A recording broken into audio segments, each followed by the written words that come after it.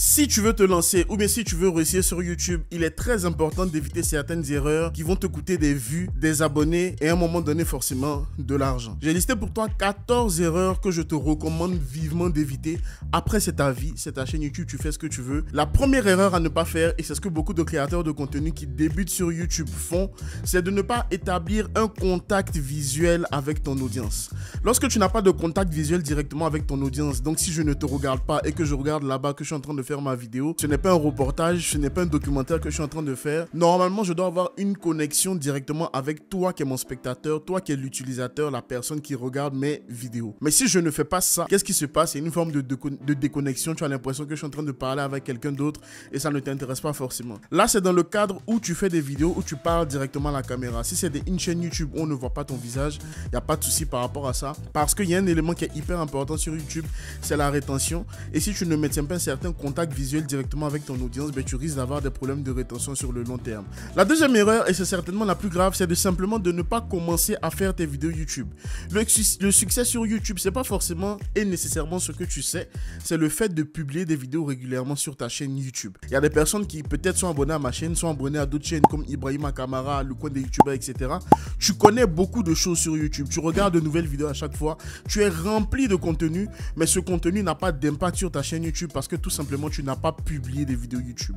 Si tu ne publies pas de vidéos YouTube, tout ce que tu as appris ne va pas te servir à améliorer ta chaîne YouTube, à améliorer ton contenu, tout simplement parce que tu ne mets pas en pratique ce que tu sais. Tu es rempli de connaissances, tu es rempli de savoir, mais il n'y a pas d'impact de ce que tu sais sur ce que tu fais au quotidien.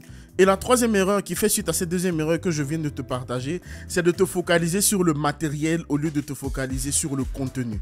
Alors, tu attends d'avoir le micro, le Shure SM7B, tu attends d'avoir un micro Rode, tu attends d'avoir le matériel parfait. Parce que bien évidemment, tu suis différents créateurs de contenu ou alors personnellement, tu aimes les choses qui sont bien faites, comme moi, c'est tout à fait normal. Mais si tu veux avoir le contenu parfait pour te lancer sur YouTube, j'ai une bonne nouvelle pour toi, le matériel parfait n'existe pas. Et j'ai une mauvaise nouvelle pour toi également, le matériel parfait n'existe pas. Je tourne avec l'iPhone, je monte ma vidéo directement sur mon ordinateur. Mais honnêtement, aujourd'hui, lumière du jour, téléphone dans une pièce qui n'y a pas beaucoup d'écho, c'est largement suffisant pour te lancer sur YouTube. Tout le reste, je suis désolé, c'est des excuses. Parce que le matériel, il viendra avec le temps. Le contenu est plus important que le matériel. Il faut que tu rentres ça dans ta tête. Quatrième erreur, tu as une mauvaise organisation personnelle. Faire des vidéos sur YouTube, on ne se rend pas compte, mais c'est un véritable métier. Tu dois rechercher tes vidéos, certains écrivent des scripts, tu dois tourner tes vidéos, tu dois monter tes vidéos, tu dois faire les miniatures, tu dois chercher les bons titres pour tes vidéos, tu dois écrire ta description, tu dois mettre ta vidéo en ligne, tu dois faire la promotion de ta vidéo. C'est du boulot de faire des vidéos YouTube. Si tu n'es pas organisé, tu vas perdre du temps dans ces différentes étapes et c'est ça qui mène au découragement. Cinquième erreur, c'est la comparaison. La comparaison est une voleuse de joie. Je ferai une vidéo totalement détaillée sur ce sujet, mais les gros YouTubeurs ne sont pas forcément tes modèles dans la mesure où les thématiques qu'ils abordent et les équipes qu'ils ont ne sont pas proportionnelles aux thématiques et aux équipes, aux moyens que toi tu as. Je prends l'exemple de MrBeast, ben, il a facilement une centaine de personnes qui bossent pour lui.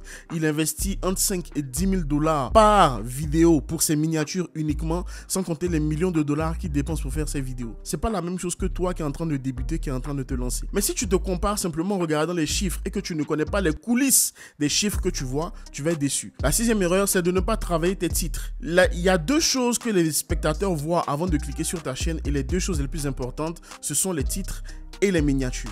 Donc si tu ne travailles pas tes titres en même temps que la septième erreur, qui est le fait de ne pas travailler tes miniatures, ben tu fais en sorte que tu peux avoir le meilleur contenu possible dans ta vidéo, mais vu que la vitrine qui est ton titre et ta miniature ne sont pas pertinents, ben les gens ne vont pas venir cliquer sur ta vidéo. C'est comme si tu avais un magasin sur les Champs-Élysées et tu ne fais pas attention à la vitrine de ce magasin sur les Champs-Élysées. Même si tes articles sont les meilleurs, les gens ne vont pas entrer dans ce magasin parce que la vitrine ne donne pas envie de rentrer. Aujourd'hui, avec l'intelligence artificielle, avec ChatGPT, avec vidIQ, AI Coach, où tu peux faire des titres pertinents pour ta chaîne YouTube, avec des monteurs vidéo, avec des gens qui sont spécialisés dans les miniatures, il n'y a pas d'excuse pour ne pas avoir de bons titres et de bonnes miniatures. La huitième erreur, c'est de perdre le temps de tes spectateurs. Tu vois, jusqu'ici, si tu ne regardes pas le nom de ma chaîne, peut-être, et que tu me découvres aujourd'hui, tu ne sais pas qui je suis. Alors qu'il y a des gens qui commencent. Alors coucou les filles, bienvenue sur ma chaîne YouTube, et je suis content de vous retrouver dans cette nouvelle vidéo. Few moments later. Alors ça fait un moment que j'ai pas publié de vidéo parce qu'il y a mon chien Milou Lilou qui était malade et One eternity later. et puis aussi j'avais pas d'idée, puis j'avais un peu la flemme de faire les vidéos, donc voilà. 3 days later. Dans cette vidéo, nous allons parler de va droit au but. Alors tu vois que tu dois respecter le temps des personnes qui regardent tes vidéos. Alors dès les premières secondes, il faut que les gens sachent ce qu'ils vont regarder dans ta vidéo et ça va leur donner envie de rester jusqu'à la fin. Une fois que tu es allé droit au but, tu peux rajouter quelques petites touches d'humour. De temps en temps, je fais des petites blagues dans mes vidéos, comme dans cette vidéo, j'ai fait cette blague là qui a bien fonctionné. Ce qu'il faut savoir avant de se lancer sur YouTube, ça fait beaucoup de savoir, mais quand on ne sait pas, on sait qu'on ne sait pas et on sait. C'est une blague un peu pourrie, mais tu peux mettre un like à cause de cette blague qui ne fait pas rire, mais qui au final te fait rire. Wow! Et ça te permet non seulement d'être naturel, d'être spontané et de créer un meilleur lien également avec tes spectateurs. Attention, l'humour ce n'est pas pour tout le monde parce que tout le monde n'a pas déjà la capacité à faire rire les gens.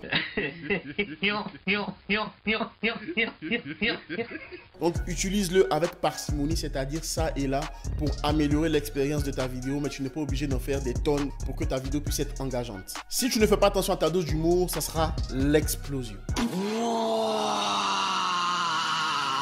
Plus tu perds le temps de tes spectateurs, moins tu fais passer du temps à tes spectateurs sur ta chaîne YouTube et donc sur YouTube en général, donc tu n'es pas récompensé pour les vidéos que tu publies. La deuxième erreur, c'est d'avoir des attentes irréalistes. Je vais parler de ce que je connais de ma chaîne YouTube par exemple. Je ne pense pas que j'aurai 1 million d'abonnés dans cette thématique en particulier. Parce que le nombre de personnes déjà qui s'intéressent au marketing ou à la vidéo sur YouTube, il n'y en a pas beaucoup. Vous pensez? Moi je pense pas. C'est mon avis. Ok. Dans mon cas, je te prends mon cas, je gagne entre 700 et 1200 abonnés par mois de manière classique avec les vidéos que je fais. Donc ça veut dire que dans 10 ans à peu près, j'aurai 120 000 abonnés. Et c'est très réaliste pour le créateur de contenu que je suis. Mais lorsque tu fais du divertissement, lorsque tu fais des sujets beaucoup plus globaux, qui touchent beaucoup plus de personnes, forcément tu peux aller chercher plusieurs milliers, centaines de milliers, plusieurs millions d'abonnés dans cette thématique-là. 11e erreur du coup, c'est de traiter beaucoup trop de sujets sur ta chaîne YouTube. Il faut que tu comprennes une chose. Lorsque tu publies une vidéo sur YouTube, généralement quand tu as des abonnés, il y a une notification qui est envoyée à tes abonnés. Donc des gens qui se sont abonnés sur ta chaîne YouTube pour une raison particulière. Donc ceux qui se sont abonnés sur ma chaîne YouTube, qui voient que je parle de YouTube en général, de vidéos on va dire, si demain je me mets à parler de cuisine ou de gastronomie, ça n'a rien à voir avec leurs attentes. Le jour d'après, je vais me lancer sur la muscu. Donc en musculation, en fitness, etc.